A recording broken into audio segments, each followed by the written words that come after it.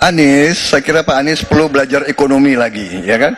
Sebaiknya disebutkan berapa persentase yang ideal, Pak, untuk kita di Indonesia. Kalau hanya mengatakan bahwa kita termasuk yang terbaik, berapa angkanya? Menurut hemat kami, kita harus bisa mencapai maksimal angka 30% dari GDP.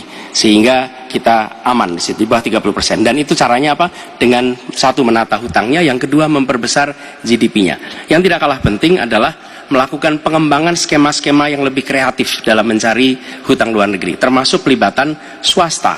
Lalu memastikan bahwa ada perluasan wajib pajak yang harapannya nanti akan memperkuat juga GDP kita, di samping mengurangi kebocoran pajak. Dan hutang-hutang yang kita gunakan untuk aktivitas produktif.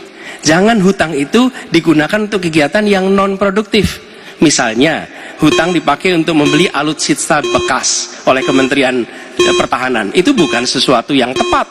Justru kita harus sebaliknya yang kita kerjakan. Baik. Terima kasih. Harap tenang dulu. Harap tenang dulu. Kita kembali ke calon presiden nomor urut 2, Bapak Prabowo Subianto, untuk merespon tanggapan dari kedua capres. Waktu Bapak 1 menit, silakan. Saya nggak mengerti. Jangan-jangan guru kita, buku kita sama, Pak Ganjar. Kok saya banyak sependapat. Terus aja. Saya akan bilang AA. Saya bukan orang macam-macam. Tapi Pak Anies, saya kira Pak Anies perlu belajar ekonomi lagi, ya kan?